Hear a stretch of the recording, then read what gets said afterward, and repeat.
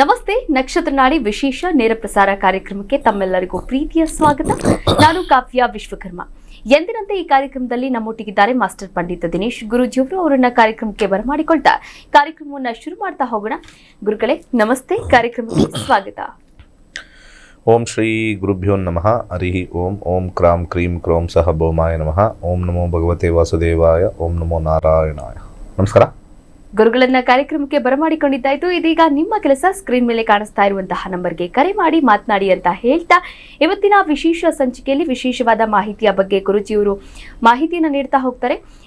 ಇವತ್ತಿನ ವಿಶೇಷವಾದಂತಹ ವಿಚಾರ ಅಂತಂದ್ರೆ ಸೂರ್ಯಗ್ರಹಣ. ಈ ಸೂರ್ಯಗ್ರಹಣ ಭಾರತಕ್ಕೆ ಇದೆಯಾ ಅಥವಾ ಇಲ್ವಾ, ಎಲ್ಲೆಲ್ಲಿ ಗೋಚರವಾಗುತ್ತೆ ಸೂರ್ಯಗ್ರಹಣ, ಈ ಬಗ್ಗೆ ಗುರುಜಿಯವರು ಮಾಹಿತಿಯನ್ನು ನೀಡ್ತಾ ಹೋಗ್ತಾರೆ ಇವತ್ತಿನ ಸಂಚಿಕೆಯಲ್ಲಿ. ಗುರುಗಳೇ, ಬಹಳ ಮುಖ್ಯವಾಗಿ 12ನೇ ತಾರೀಕು ಗ್ರಹಣ ನಡೀತಕ್ಕಂಥ ವಿಚಾರದಲ್ಲಿ ಸೂರ್ಯಗ್ರಹಣ ಅಂದರೆ ಭೂಮಿ ಮತ್ತು ಸೂರ್ಯ ನಡುವೆ ಚಂದ್ರ ಬರ್ತಕ್ಕಂಥದ್ದು. ಅಂದರೆ ನಮ್ಮ ಮುಂದೆ ಸೂರ್ಯ ಕಾಣಿಸ್ತಾ ಇರ್ತಾನೆ, ಚಂದ್ರ ಹಿಂಗೆ ಹಾದು ಹೋಗ್ತಾನೆ. ಈ ಥರ ಹಿಂಗೆ ಹಾದೋದಾಗ ನಮ್ಗೆ ಕಾಣಿಸಲ್ಲ, ಒಂದಷ್ಟು ಭಾಗ ಕಾಣಿಸಲ್ವಲ್ಲ, ಇದೇ ಗ್ರಹಣ. ಯಾರಾದರೂ ಹಿಂಗೆ ನಾವು ನೋಡ್ತಾ ಇರ್ತೀವಿ, ರೀ ಯಾರೋ ಅಡ್ಡ ಬಂದ್ರಿ ಸ್ವಲ್ಪ ಸೈಡ್ಗೆ ಹೋಗ್ರಿ, ಅಡ್ಡ ಬರ್ತಕ್ಕಂಥದ್ದು ಗ್ರಹಣ. ಪ್ರತಿ ಸತಿನೂ ಪ್ರತಿ 27 ದಿವಸಕ್ಕೊಂದು ಸತಿ ಗ್ರಹಣಗಳಾಗ್ತಾ ಇರುತ್ತೆ. ಎವ್ರಿ 27 ಡೇಸ್ ಗ್ರಹಣ ಆಗುತ್ತೆ. ಅಂದರೆ ಸೂರ್ಯನ ಅಡ್ಡವಾಗಿ ಚಂದ್ರ ಹೋಗೇ ಹೋಗ್ತಾನೆ. ಆದರೆ ಭೂಮಿಯಿಂದ ನೋಡಬೇಕಾದ್ರೆ ಅವಾಗ ಅಡ್ಡ ಬಂದಿರಲ್ಲ, ಆ ಸಮಯದಲ್ಲಿ ಅಡ್ಡ ಬಂದಿರಲ್ಲ. ಯಾವ ಸಮಯದಲ್ಲಿ ಭೂಮಿಯಿಂದ ಸೂರ್ಯನ ನೋಡಿದಾಗ ಒಂದು ಪದಾರ್ಥ ಅಡ್ಡ ಬರುತ್ತದೋ ಆ ಪದಾರ್ಥ, ಇಲ್ಲಿ ನಾವು ಚಂದ್ರ ಅಂತ ತಗೊಳ್ಬೋದು, ಅದನ್ನು ಗ್ರಹಣ ಅಂತ ಕರಿತೀವಿ. ಅಂದರೆ ಭೂಮಿ 23.5 ಡಿಗ್ರಿ ವಾಲಿದೆ, ಸ್ವಲ್ಪ ವಾಲಿದೆ ಈ ಥರ. ಚಂದ್ರ 5 ಡಿಗ್ರಿ ವಾಲಿದೆ. ಇವೆರಡೂ ಒಂದೇ ಸಮ ಬರಬೇಕು ಅಂದರೆ, ಆ ಪ್ಲೇನಲ್ಲಿ ಬರಬೇಕು ಅಂತಂದರೆ, ಒಂದೇ ಸಮದಲ್ಲಿದೆ ಭೂಮಿ, ಚಂದ್ರ ಮತ್ತು ಸೂರ್ಯನ ಒಂದು ವ್ಯಾಸ ಒಂದೇ ಲೈನಲ್ಲಿ ಬಂದಾಗ ಗ್ರಹಣ ಅಂತ ಹೇಳ್ತೀವಿ. ಇದು ಮ್ಯಾಥಮ್ಯಾಟಿಕಲಿ ಡಿರೈವ್ಡ್ ಪಾಯಿಂಟ್. ಇದು ಯಾವುದೇ ಮೂಢನಂಬಿಕೆ ಅಥವಾ ಮತ್ತೊಂದು ಯಾವುದು ಇಲ್ಲಿ ನಾನು ತಗೊಳ್ಳೋದಿಲ್ಲ. ಹಾಗೆ ಭಾಳ ಇಂಪಾರ್ಟೆಂಟ್ ಆಗಿರ್ತಕ್ಕಂಥದ್ದು ಆಗಸ್ಟ್ 12, 2026 ಸೂರ್ಯಗ್ರಹಣ. ಭಾರತದಲ್ಲಿ ಗೋಚಾರ ಇಲ್ಲ, ಭಾರತದಲ್ಲಿ ಇಲ್ಲ. ಅಂದರೆ ನಮ್ಮ ಶಾಸ್ತ್ರ ಏನು ಹೇಳುತ್ತೆ ಅಂದರೆ, ನಮಗೆ ಕಾಣಬೇಕದು. ಇಲ್ಲಿಂದ ನಾವು ನೋಡಿದಾಗ ಇವತ್ತು ಗ್ರಹಣ ಇದೆ ಅಂತಂದರೆ, 12ನೇ ತಾರೀಕು ಗ್ರಹಣ ಇದೆ ಅಂದರೆ ಇಲ್ಲಿಂದ ನಾವು ಕಾಣಬೇಕದು. ಕಾಣದೇ ಇರತಕ್ಕಂಥದ್ದನ್ನು ನಮ್ಮಲ್ಲಿ ಆಚರಣೆ ಇಲ್ಲ, ಸೂತಕವಿಲ್ಲ ಅಂತ ಹೇಳ್ತಕ್ಕಂಥದ್ದು ಪದ್ಧತಿ. ಸೊ ಹಾಗಿದ್ರೆ ಭೂಮಂಡಲದಲ್ಲಿ ಯಾವ್ಯಾವ ಒಂದು ಜಾಗಕ್ಕೆ ಗ್ರಹಣ ಉಂಟಾಗತ್ತೆ ಅಂತ ಹೇಳಿದಾಗ, ಇಲ್ಲಿ ಗ್ರೀನ್ಲ್ಯಾಂಡ್ ಎಲ್ಲರಿಗೂ ಗೊತ್ತಿರತಕ್ಕಂಥದ್ದು, ಗ್ರೀನ್ಲ್ಯಾಂಡ್ ಅಂತ ಒಂದು ದೇಶ, ಮತ್ತು Iceland, northern Spain, Portugal, Europe ಸಂಪೂರ್ಣ ಹೆಚ್ಚು ಕಮ್ಮಿ ಕಾಣಿಸ್ತಕ್ಕಂಥದ್ದು. ಹಾಗೆ ನಾರ್ತ್ ಅಮೇರಿಕಾ ಅಂತ ನಾವೇನು ಕರಿತೀವಿ, ನಾರ್ದರ್ನ್ ಅಮೇರಿಕಾದಲ್ಲಿ ಆ ಒಂದು ಲೈನಲ್ಲಿ ಪೂರ್ತಿ ಲೈನ್ ಅದು. ನಾನು ಹೇಳಿದ್ದೆಲ್ಲ ಊರುಗಳೆಲ್ಲ ಒಂದು ಲೈನ್ ಬಂದ್ಬಿಡುತ್ತೆ. ಅಂದರೆ ಅಷ್ಟು ಆ್ಯಕ್ಯುರೇಟಾಗಿ ಮ್ಯಾಥಮೆಟಿಕಲ್ ಆಗಿ ಕ್ಯಾಲ್ಕುಲೇಟ್ ಆಗುತ್ತೆ. ಸೊ ಈ ಊರುಗಳಿಗೆ ಭಾಳ ಇಂಪಾರ್ಟೆಂಟು, ಎಸ್ಪೆಷಲಿ ಗ್ರೀನ್ಲ್ಯಾಂಡು, ಐಸ್ಲ್ಯಾಂಡು, ಸ್ಪೇನು. ಸೂರ್ಯಾಸ್ತದ ಸಮಯದಲ್ಲಿ ಸ್ವಲ್ಪ ಸನ್ಸೆಟ್ಟಲ್ಲಿ ಸ್ವಲ್ಪ ಜಾಸ್ತಿ ಕಾಣಿಸ್ತಕ್ಕಂಥದ್ದು ಕಂಡುಬರುತ್ತೆ. ಸ್ವಲ್ಪ ಮಟ್ಟಿಗೆ ನಾವು ನೋಡಬೇಕು ಅಂತಂದರೆ UK ಲಿರುತ್ತೆ, Ireland, Canada, northern America, northern USA. ಹಾಗೆ ಯುರೋಪ್ ಬಹಳಷ್ಟು ಬರ್ತಕ್ಕಂಥದ್ದು, ಯುರೋಪ್ಗೆ ಹೆಚ್ಚು, much part of Europe cover ಆಗುತ್ತೆ. ಸೊ ಇದನ್ನು ಟೋಟಲ್ ಎಕ್ಲಿಪ್ಸ್ ತೊಗೊಂಡ್ರೆ ನಾವು ಐಸ್ಲ್ಯಾಂಡಲ್ಲಿ ಸ್ವಲ್ಪ ಜಾಸ್ತಿ, ಸ್ಪೇನಲ್ಲಿ ಇವೆರಡರಲ್ಲಿ ಜಾಸ್ತಿ. ಯುರೋಪ್ ಪೂರ್ತಿ ತೊಗೊಂಡ್ರು ಕೂಡ ಅಲ್ಲಿ ಸ್ವಲ್ಪ ಪ್ರಮುಖವಾಗಿ ಟೋಟಲ್ ಅಂದರೆ ಫುಲ್ಲು ಅಲ್ಲಿ ನಿಂತಿರೋರಿಗೆ ಪೂರ್ತಿ ಸೂರ್ಯನೇ ಕವರ್ ಆಗಿಬಿಡ್ತಾರೆ. ಕಣ್ಮುಂದೆ ಸೂರ್ಯನೇ ಕಾಣಿಸಲ್ಲ. ಹೆಚ್ಚು ಕಮ್ಮಿ 2 ನಿಮಿಷ ಅಷ್ಟೇ, 2 ನಿಮಿಷ. ಯಾಕಂದರೆ ಮೂವ್ ಆಗಿಬಿಡುತ್ತೆ, ಬೇಗ ಫಾಸ್ಟಾಗಿ ಮೂವ್ ಆಗುತ್ತೆ. 2 ನಿಮಿಷ ಗ್ರಹಣ. ವಿಜ್ಞಾನಿಗಳು ಇದನ್ನು ಭಾಳ ಕೌತುಕದಿಂದ ವೀಕ್ಷಣೆ ಮಾಡ್ತಾರೆ. ಯಾಕೆ ಇದು ಅಷ್ಟೊಂದು ಕೌತುಕ ಅಂತಂದಾಗ, ಖಗೋಳಶಾಸ್ತ್ರದ ಪ್ರಕಾರ ಸೂರ್ಯನ ಕೊರೋನಾ ಸ್ಟಡಿ ಮಾಡೋಕ್ಕೆ ಗ್ರಹಣದ ಟೈಮಲ್ಲಿ ಅವ್ರಿಗೆ ಅನುಕೂಲ ಜಾಸ್ತಿ. ಎಡ್ಜಸ್ ಮಾತ್ರ ಜಾಸ್ತಿ ವಿಸಿಬಲ್ ಆಗುತ್ತೆ. ಒಂದು ದೊಡ್ಡದು ಒಂದು ಆಬ್ಜೆಕ್ಟ್ ಬ್ಲಾಕ್ ಆದಾಗ ಎಡ್ಜಸ್ ವಿಸಿಬಲ್ ಆದಾಗ ಅಲ್ಲಿ ಟೆಲಿಸ್ಕೋಪಲ್ಲಿ ಆ ಎಡ್ಜಸ್ ನೋಡ್ತಾರೆ. ಪೂರ್ತಿ ನೋಡಬೇಕಾದ್ರೆ ಸೂರ್ಯನ ಶಾಖ ಮತ್ತು ಬೆಳಕು ಜಾಸ್ತಿ ಇರೋದ್ರಿಂದ ಎಡ್ಜಸ್ಸಲ್ಲಿ ಕೊರೋನಾ ಮ್ಯಾಗ್ನೆಟಿಕ್ ಫೀಲ್ಡ್ ಸ್ಟಡಿ ಮಾಡ್ತಾರೆ. ಕೊರೋನಾ ಸ್ಟಡಿ ಮಾಡಿ ಅದ್ರ ಜೊತೆ ಮ್ಯಾಗ್ನೆಟಿಕ್ ಫೀಲ್ಡ್ನ ಸ್ಟಡಿ ಮಾಡ್ತಾರೆ ಸೂರ್ಯನಲ್ಲಿ. ಲಾಸ್ಟ್ ಟೈಮ್ ಅವರೊಂದು ಥಿಯರಿ ಕೊಟ್ಟರು. ಏನು ಒಂದು ಮ್ಯಾಗ್ನೆಟಿಕ್ ಫೀಲ್ಡ್ ಇದೆ, ಸೇಮ್ ಇರಲ್ಲ, ಬದಲಾಗ್ತಾನೇ ಇರುತ್ತಂತೆ. ಒಂದು ಮೆಜರ್ಮೆಂಟ್ ಇರ್ತದೆ. ಒಬ್ಬರಿಗೆ ಜ್ವರ ಬಂದರೆ ಇವರಿಗೆ ಇಷ್ಟು ಡಿಗ್ರಿ ಆಗಿದೆ ಅಂತ. ನಾರ್ಮಲ್ ಮನುಷ್ಯ ಎಲ್ಲ ಹೇಳ್ತಾರೆ ಇಷ್ಟು ಟೆಂಪ್ರೇಚರ್ ಇದೆ, ಇದು ನಾರ್ಮಲ್ಲು, ಜ್ವರ ಇಲ್ಲ ಅಂತಾರೆ. ಆ ಥರ ನಾರ್ಮಲ್. ಆದರೆ ಸೂರ್ಯನ ತಾಪ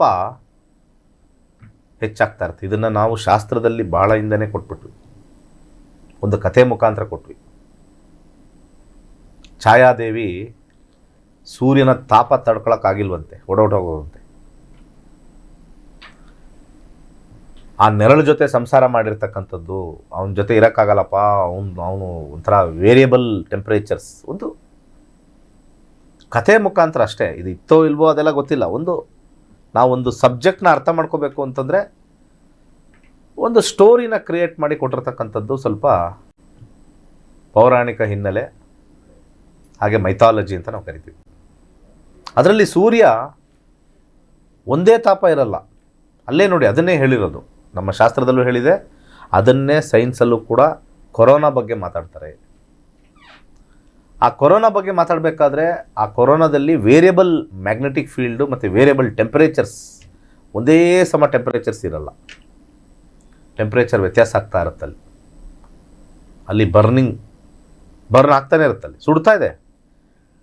ಇವತ್ತು ನಾವು ಒಂದು ಹಂಡೆ ನೀರು ಹಾಕ್ಬಿಟ್ಟು ಕಾಯಿಸ್ಬೇಕು ಅಂತಂದರೆ ಮರಗಳು ಬೇಕು ಕಾಯಿಸೋಕ್ಕೆ. ಮರ ಖಾಲಿ ಆದಮೇಲೆ ಏನಿರುತ್ತಲ್ಲಿ? ಕೆಂಡನೂ ಕಾದು ಕಾದು ಕಾದು ಆರೋಗುತ್ತೆ.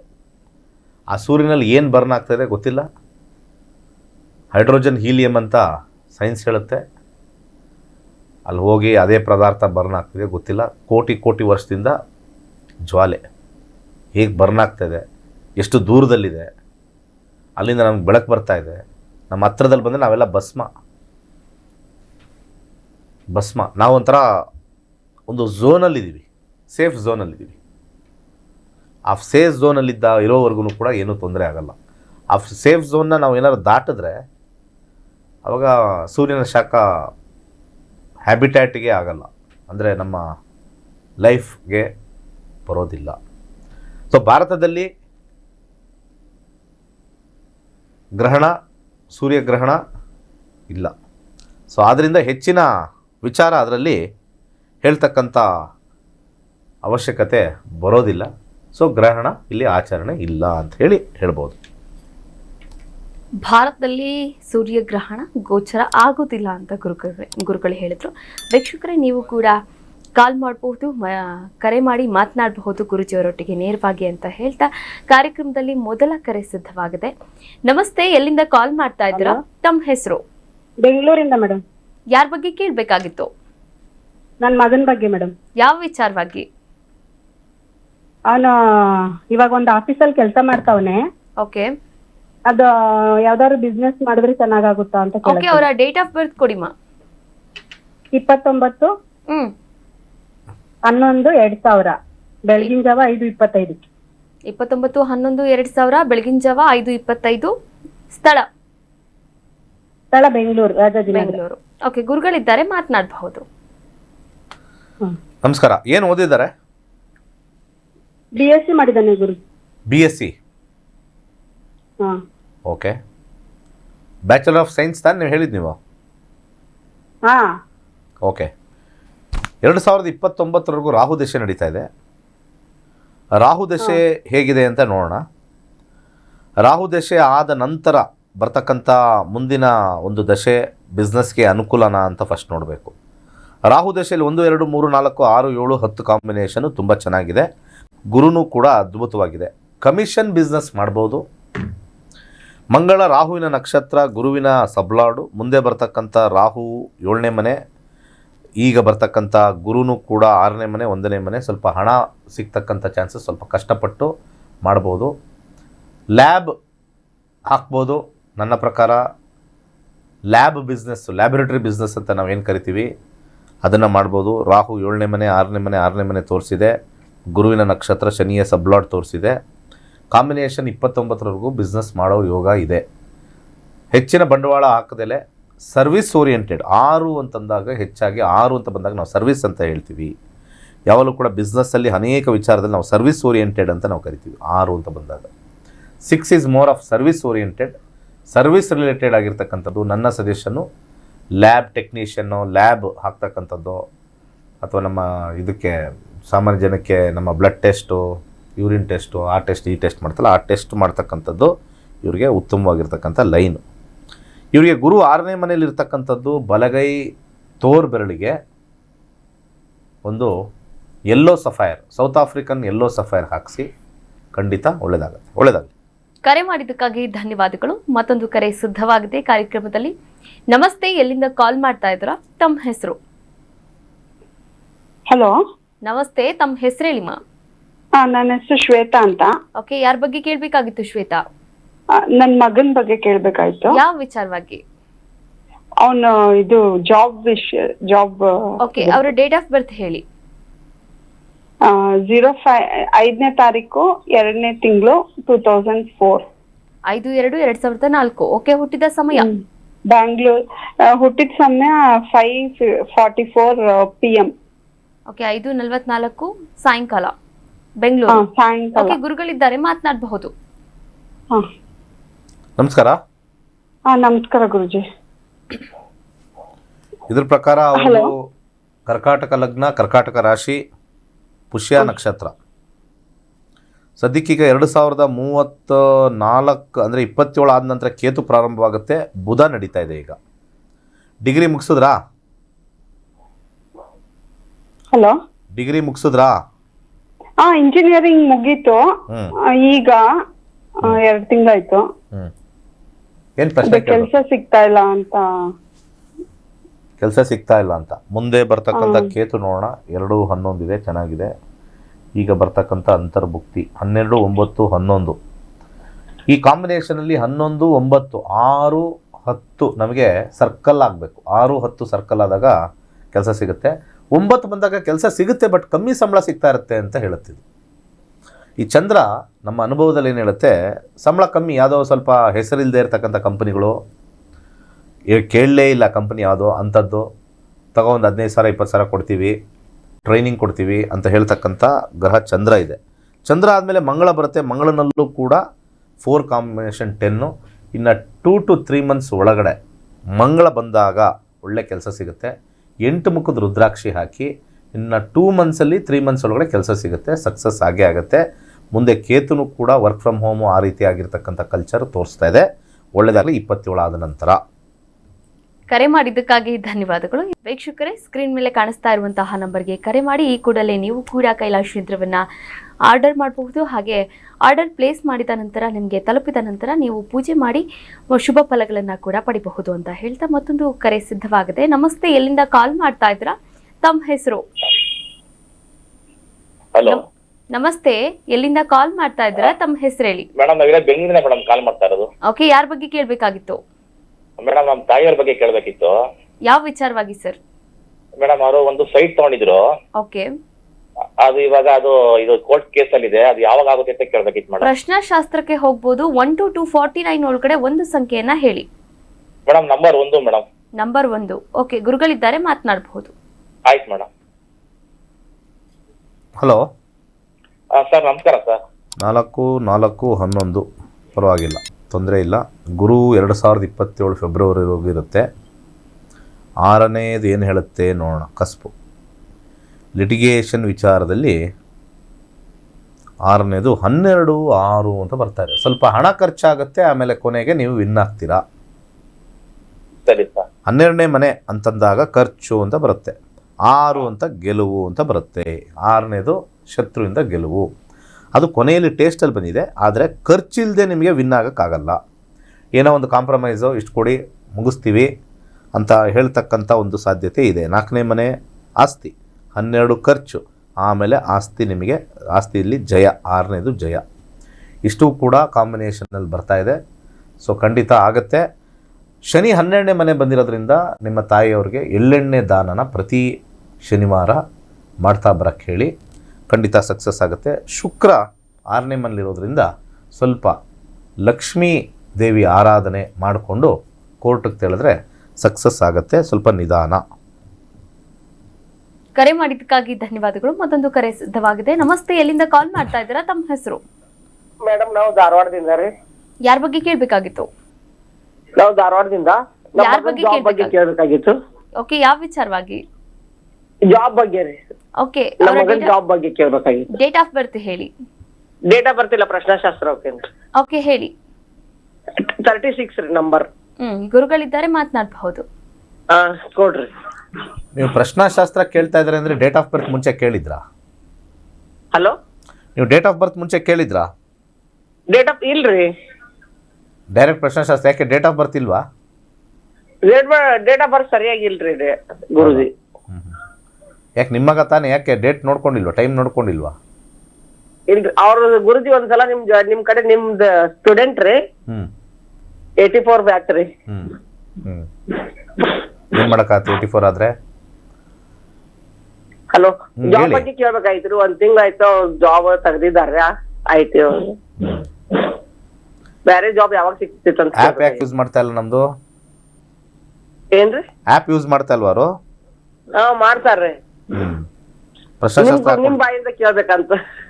ನಮ್ಮ ಬಾಯಿಂದ ಫ್ರೀಯಾಗಿ ಕೇಳಬೇಕು. 2, 3, 9 ಜಾಬ್ ಬಗ್ಗೆ ಹುಡುಕ್ತಾ ಇದ್ದಾರೆ ಅಲ್ವಾ? ಹುಡುಕ್ತಾ ಇದ್ದಾರೆ. ಏನ್ ಕೆಲಸ ಮಾಡ್ತಾರೆ? ಅವ್ರು ಇಂಜಿನಿಯರ್ ಇದ್ದಾರೆ, ಸಾಫ್ಟ್ವೇರ್. 2, 3, 9 ಯಾವಾಗಲೂ 2, 3, 9 ಬಂದರೆ ಜಾಬಲ್ಲಿ ಸ್ವಲ್ಪ ಸಾಧಾರಣ. 9 ಅಂದರೆ ಚೇಂಜ್ ಆಫ್ ಜಾಬ್ ತೋರಿಸ್ತಾ ಇದೆ. 5, 9 ಯಾವುದಾದ್ರು ಒಂದು ಬಂದಾಗ ಚೇಂಜ್ ಆಫ್ ಜಾಬ್ ತೋರಿಸುತ್ತೆ. ಯಾವಾಗ ಜಾಬ್ ಸಿಗುತ್ತೆ ಅಂತಕ್ಕಂಥ ಒಂದು ವಿಚಾರದಲ್ಲಿ ನಾವು ಅಂತರ್ಭುಕ್ತಿಗೆ ಹೋಗಿ ನೋಡ್ತೀವಿ. ಯೆಲ್ಲೋ ಕಲರ್ 11, 4, 3, 9 ಸ್ವಲ್ಪ ಕೆಲಸ ಸದ್ಯದಲ್ಲೇ ಸಿಗೋದು ಸ್ವಲ್ಪ ಕಷ್ಟಕರವಾಗಿದೆ. ಸ್ವಲ್ಪ ಬೇಗ ಸಿಗ್ತಾ ಇರ್ತಕ್ಕಂಥದ್ದಕ್ಕೆ ನಮಗೆ 6, 10 ಬಂದಾಗ ಬೇಗ ಸಿಗುತ್ತೆ. ಇನ್ನು ಇತರೆ ನಂಬರ್ಗಳು ಬಂದಾಗ ಎಳೆದಾಡುತ್ತೆ. 6ನೇ ಮನೆ 10ನೇ ಮನೆ ಇನ್ಸ್ಟೆಂಟ್. ಅದು ನಾವು ಅಂತರ್ಭುಕ್ತಿಲಿ ನೋಡ್ಕೊಂಡು ಹೋಗ್ತೀವಿ. ಅಂತರ್ಭುಕ್ತಿಲಿರ್ತಕ್ಕಂಥ ಬುಧ 4 ಇದೆ ಮೇಜರಾಗಿ, 6, 10 ಬಂದಿಲ್ಲ. ನೆಕ್ಸ್ಟು ಕೇತುಗೆ ಹೋಗ್ತೀವಿ, ಯಾಕೆಂದರೆ ಆದಮೇಲೆ ಕೇತು ಬರುತ್ತೆ. ಕೇತುನಲ್ಲಿ 6, 10 ಬಂದಿಲ್ಲ. ಶುಕ್ರನಲ್ಲಿ 2 ಬಂದಿದೆ, ಸೂರ್ಯನಲ್ಲಿ 2, ಚಂದ್ರನಲ್ಲಿ 3, 9. ಸಮಾಧಾನವಾಗಿರ್ತಕ್ಕಂಥ ಕೆಲಸ ಅವ್ರಿಗೆ ಸಿಗೋದು, ಅಂದರೆ ಸಮಾಧಾನ ಅಂತಂದರೆ ನನಗೆ ಇದು ಇಷ್ಟ ಆಯಿತು, ಒಳ್ಳೆ ಸಂಬಳ ಅಂತಕ್ಕಂಥದ್ದು ಸ್ವಲ್ಪ ಕಷ್ಟ ಅನಿಸುತ್ತೆ. ಸೊ ಒಂದು ಸ್ವಲ್ಪ ಮಂತ್ರ ಜಪ, ಅವರ ಜಾತಕಕ್ಕೆ ಮಂತ್ರ ಜಪವನ್ನು 6ನೇ ಮನೆಗೆ ಮಾಡ್ತಕ್ಕಂಥದ್ದು ಒಳ್ಳೆಯದು. ಗಣಪತಿಯ ಮಂತ್ರ, ಯಾವುದಾದ್ರು ಗಣಪತಿಯ ಮಂತ್ರನ ಸ್ವಲ್ಪ ಹೇಳ್ಕೊಂಡ್ರೆ ಒಂಚೂರು ಬದಲಾವಣೆ ಆಗುತ್ತೆ. ಕಾಂಬಿನೇಷನ್ 6, 10 ಇಲ್ಲ ಅಂದಾಗ ಸ್ವಲ್ಪ ಕಷ್ಟ, ವೆರಿ ಟಫ್ ಆಗಿ ಸಿಗುತ್ತೆ. ಅಥವಾ ಲೋ ಪೇಯ್ಡ್ ಸ್ಯಾಲ್ರಿ ಸಿಗುತ್ತೆ ಅಂತ 2ನೇ ಮನೆ 4ನೇ ಮನೆ ಬೇರೆ ಬೇರೆ ಇತರೆ ಮನೆ. 6, 10 ಒಂದೇ ನಮಗೆ ಕರೆಕ್ಟಾಗಿರ್ತಕ್ಕಂಥ ಆಸೆ ಆಗಿರ್ತಕ್ಕಂಥ ಜಾಬ್ ಸಿಗೋದು. ಒಳ್ಳೆಯದಾಗಲಿ. ಕರೆ ಮಾಡಿದ್ದಕ್ಕಾಗಿ ಧನ್ಯವಾದಗಳು. ಮತ್ತೊಂದು ಕರೆ ಸಿದ್ಧವಾಗಿದೆ. ನಮಸ್ತೆ, ಎಲ್ಲಿಂದ ಕಾಲ್ ಮಾಡ್ತಾ ಇದ್ದೀರಾ? ತಮ್ಮ ಹೆಸರು? ನಮಸ್ತೆ, ಎಲ್ಲಿಂದ ಕಾಲ್ ಮಾಡ್ತಾ ಇದ್ದೀರಾ? ತಮ್ಮ ಹೆಸರು ಹೇಳಿ. ಓಕೆ, ಕರೆ ಕಟ್ಟಾಗಿದೆ. ವೀಕ್ಷಕರೇ, ನೀವು ಕೂಡ ಕರೆ ಮಾಡಬಹುದು, ಮಾತನಾಡಬಹುದು. ಅದರ ಜೊತೆಗೆ ಜ್ಯೋತಿಷ್ಯ ಶಾಸ್ತ್ರವನ್ನ ಕೂಡ ಕಲಿಬಹುದಾಗಿದೆ. ಅಕ್ಟೋಬರ್ 5ನೇ ತಾರೀಕಿನಿಂದ 115ನೇ ಬ್ಯಾಚ್ ಆರಂಭವಾಗ್ತಾ ಇದೆ. ನೀವು ಕೂಡ ಈ ಕೂಡಲೇ ಕಾಲ್ ಮಾಡಬಹುದು, ರಿಜಿಸ್ಟರ್ ಆಗಿ. 115ನೇ ಬ್ಯಾಚ್ ಆರಂಭವಾಗುವಂತಹ ಅಕ್ಟೋಬರ್ 5ನೇ ತಾರೀಕಿನಿಂದ ಈ ಒಂದು ವಿಶಿಷ್ಟವಾದಂತಹ ಜ್ಯೋತಿಷ್ಯ ಶಾಸ್ತ್ರವನ್ನ ಕಲಿಬಹುದಾಗಿದೆ. ಅದು ಮನೆಯಿಂದಲೇ 7,999 ರೂಪಾಯಿಗೆ ಮನೆಯಿಂದಲೇ ಕುಳಿತುಕೊಂಡು ಕೇವಲ 15 ದಿನಗಳಲ್ಲಿ ಜ್ಯೋತಿಷ್ಯ ಶಾಸ್ತ್ರವನ್ನ ಕಲಿಬಹುದು. ಆನಂತರ ನೀವು ಇದರಲ್ಲಿ ಡಾಕ್ಟರೇಟ್ ಪದವಿಯನ್ನ ಕೂಡ ಪಡಿಬಹುದಾಗಿದೆ. ಹೆಚ್ಚಿನ ಮಾಹಿತಿಗೆ ಸಂಬಂಧಪಟ್ಟ ಹಾಗೆ ಸ್ಕ್ರೀನ್ ಮೇಲೆ ಕಾಣಿಸ್ತಾ ಇರುವಂತಹ ಗುರುಗಳ ನಂಬರ್ಗೆ ಕರೆ ಮಾಡಿ ಹೆಚ್ಚಿನ ಮಾಹಿತಿಯನ್ನ ಕೂಡ ಪಡೆಯಿರಿ ಅಂತ ಹೇಳ್ತಾ ಕಾರ್ಯಕ್ರಮ ಮುಗಿಸುವಂತಹ ಹಂತಕ್ಕೆ ಬಂದಿದ್ದೇವೆ. ಇವತ್ತಿನ ಸಂಚಿಕೆಯಲ್ಲಿ ವಿಶೇಷವಾದಂತಹ ಮಾಹಿತಿಯನ್ನ ನೀಡುತ್ತಾರೆ ಗುರುಗಳು. ಧನ್ಯವಾದಗಳು ಗುರುಗಳೇ. ಸರ್ವೇ ಜನ ಸುಖಿನೋ ಭವಂತು. ವೀಕ್ಷಕರೇ, ಇದಾಗಿತ್ತು ಇವತ್ತಿನ ನಕ್ಷತ್ರ ನಾಡಿ ವಿಶೇಷ ನೇರ ಪ್ರಸಾರ ಕಾರ್ಯಕ್ರಮ. ನೋಡ್ತಾ ಇರಿ ಕರ್ನಾಟಕ ನ್ಯೂಸ್ ಬೀಟ್. ನ್ಯಾಯ ನಮ್ಮೊಂದಿಗೆ, ನಾವು ನಿಮ್ಮೊಂದಿಗೆ.